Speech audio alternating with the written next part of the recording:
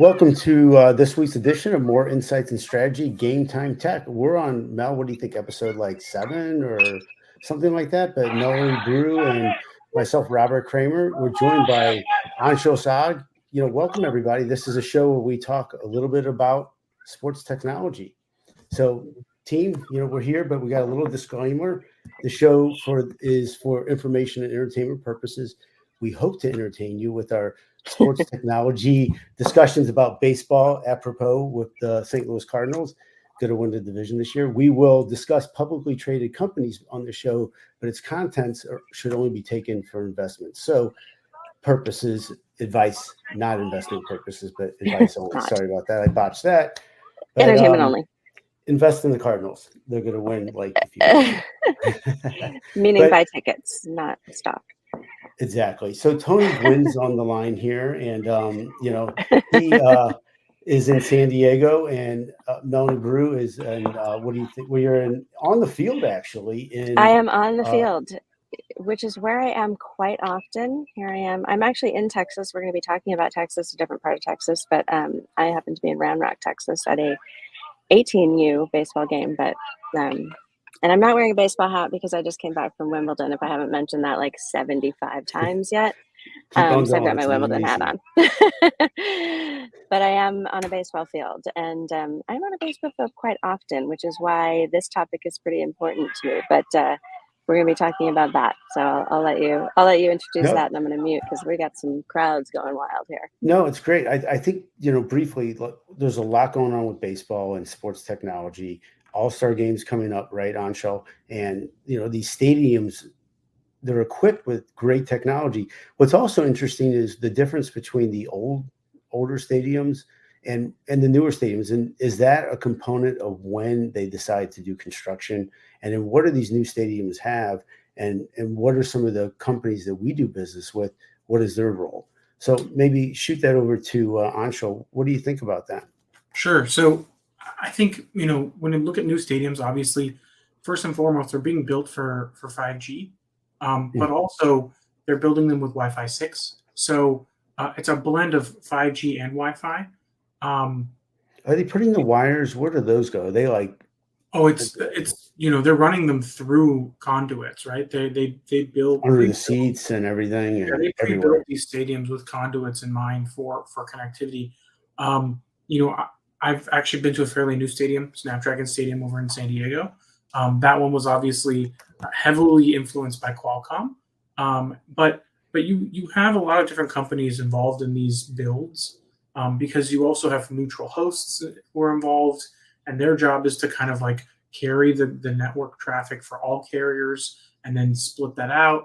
And then you have individual carriers wanting to be involved. So like, let's say T-Mobile at T-Mobile Park in Seattle, AT&T at AT&T in Dallas. So you're going to have different carriers wanting to control the experience because it's like their namesake stadium, right?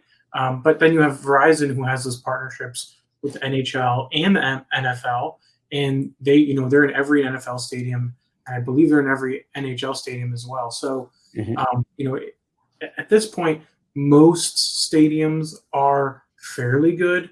I would say there's a variation depending on a carrier by stadium. But I will say that my experience at Petco Park in San Diego has been pretty good on both T-Mobile and on Verizon. Does it lose the nostalgia at all? You remember the older stadiums where you just felt like you were part of the game, but then this new technology, and even Mel at the Wimbledon, you could see and get more information on the ball moving, the pitch or the tennis shot. But does that take away from the true meaning because there's too much technology? I think when you look at how unavoidable technology is in our lives, there's a certain level of expectation I think our jobs and our families have of being able to reach us and us reach them. And also being able to share things. I will say, I think you're right to a certain degree, because like I have my Meta Ray-Ban glasses, and that allows me to capture what's going on in the game without necessarily having to take my phone out. So it's like a kind of a happy medium. Like if someone texts me, I can hear it in my glasses. I don't have to take my phone out, so I can kind of stay in the moment. So I think you're kind of right, but I think it's just we might not have the right technology yet in place to make those enhanced experiences possible without taking out our phone, and that might be a future where smart glasses and AR become more of a Good play point. for our attention. So Mel, So when I you dive think, into it, what do you think? yeah, so I think that, that's just something that's a personal choice. So you definitely don't have to get, into all of the stats and all of the technology. If you want to just sit and eat your nachos and watch the game, that's completely up to you. But I do think, even like I'm a baseball parent. I've been doing this. I've been doing travel ball since my son was 12. He's now 18. We've been all over the country, and on fields like this. Yesterday we were at Texas State. Last week we were in Nashville, and he pitched at Vanderbilt. And these stadiums, sometimes they're not equipped, so it's really hard. I'm trying to sometimes work from the road, and I'm like, I can't even get a signal.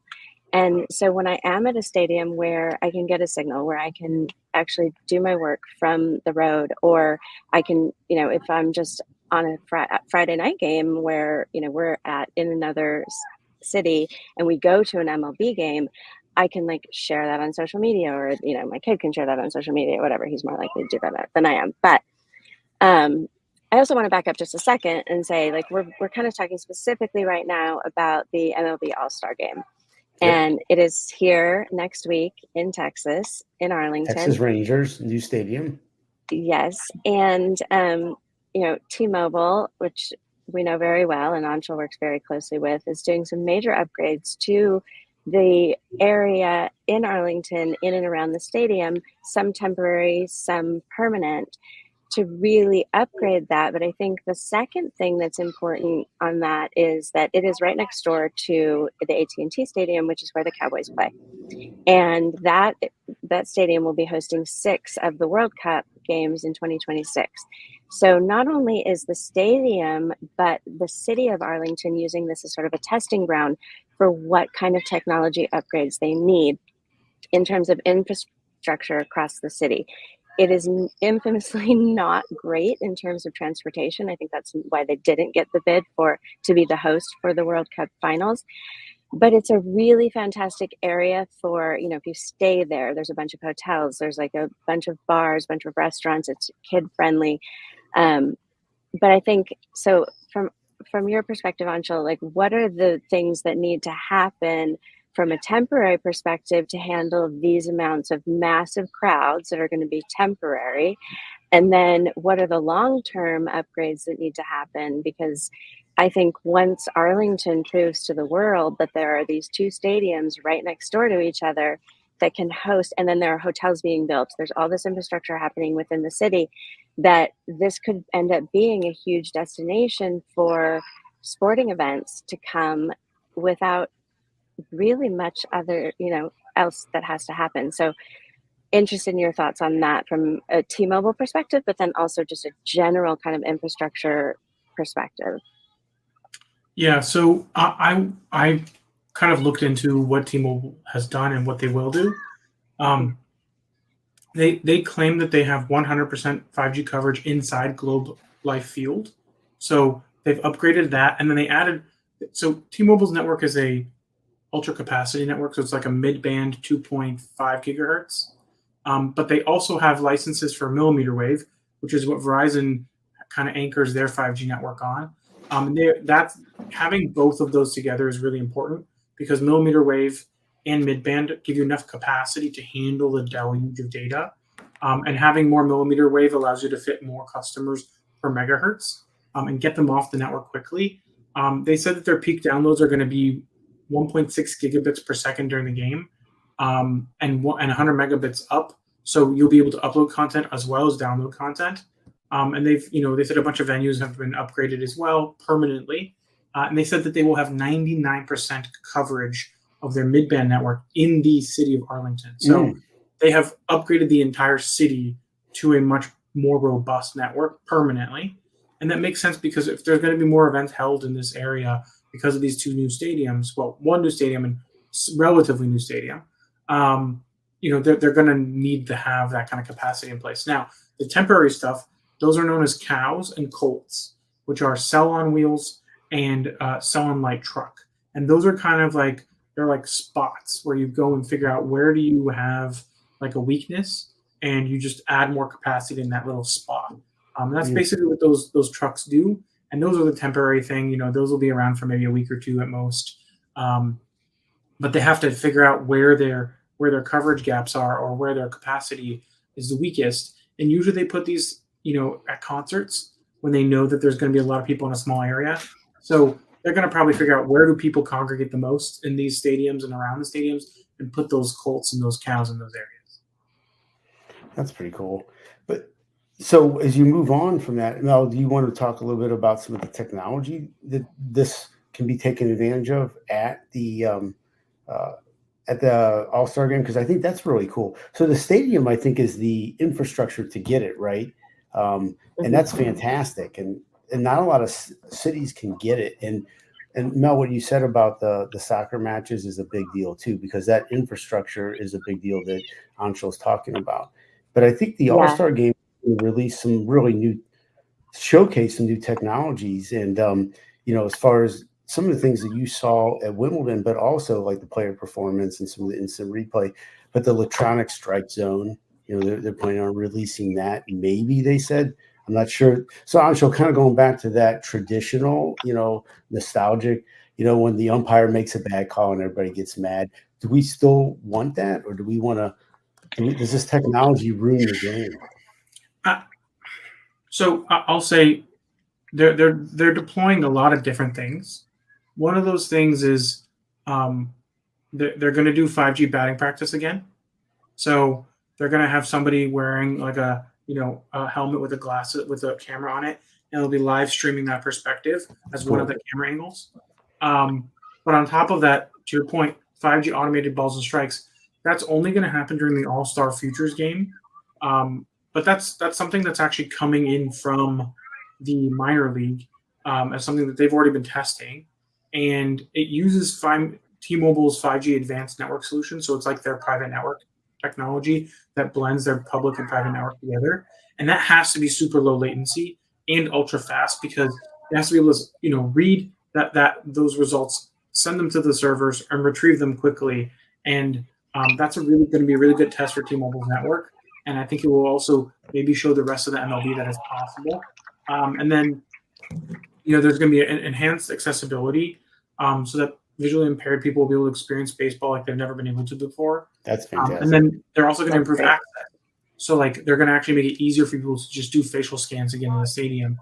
So that way people don't get clogged up trying to pull out their phones and get their tickets scanned. So there's a lot of really cool ways to improve the user experience across, you know, being there, being remote, and, you know, just kind of experiencing the better way of having baseball. And it's really cool that they're bringing in this company called One Court, which is helping people with, you know, disabilities to be able to experience a game in a way that was not really possible before. Yeah, that's fantastic. Mel, what do you think? That's awesome. Yeah, I was thinking about, you know, when I was at Infocom, I met with a company called BrightSign, and they do some signage that will tell you, you know, if you're waiting in line for concessions. The worst thing is you're like spending all this time to get there, and there's no hot dogs left once you get there, and you're like, oh, I just wasted all this time. So it, like, in real time will update the signs to tell you, you know, what's available, and it will tell you like what restrooms have capacity and all of that. So I think there are so many things that can improve the experience, even if you just want to sit and watch the game. Like you said, like you don't necessarily want to know like every stat, or, you know, you want to just sit and watch. But if you want to sit and watch, and you know that, you know, going to this restroom is going to save you 5 minutes, or going to this concession stand actually has the pretzel you want, but this one's sold out, or whatever. You know, I think these are all like really great additions to the game for fans. And of course, there's a million other things that we can talk about in terms of how does it help players, you know, like all the, you know, the wearables and the bats and all the things. But I think, you know, for now, I think we've talked about all the great things that are coming to Arlington. One thing we didn't mention is Zoom is still doing the Zoom replay center. So all of the replays that will happen will still be sent back to New York, to the MLB center. I was there couple months ago. I don't remember what month it was because I live did in notice time the warp. zoom on the replays when I watched one of the last games. Yeah, so they send that back, and I was able to go and visit the replay center within the MLB, the whole their whole operations with that's downtown Manhattan. It's really incredible.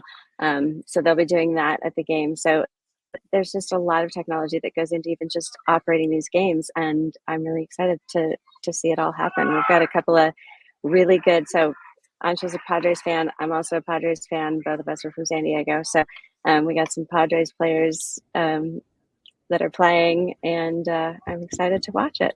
And I think we'll probably have to get into another episode to get a little more detail into what else they have there. But this was great. And Anshel, thank you for providing your insight into all of the connectivity, because I really do think it's a huge deal. And I think it makes a big difference when people can, people want to like stream live from there. People want to like share their experiences with others. It's an exciting thing. These are expensive tickets for people to be there.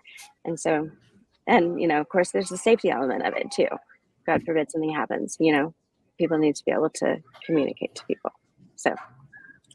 Agreed. Yeah. We're good. You want to wrap up? Okay, I think I just did. But yeah, I think, well, thanks everybody for joining us. I'm here at the baseball field, and I think we'll probably all be watching a lot of baseball over the next, we'll watch tennis this weekend because we've got the wrap up of Wimbledon, and then we'll be watching. And I think probably we will need to do a little bit more of a deep dive into what else is going on at the All-Star Game. But thanks for joining us. Thanks, Anshel, again for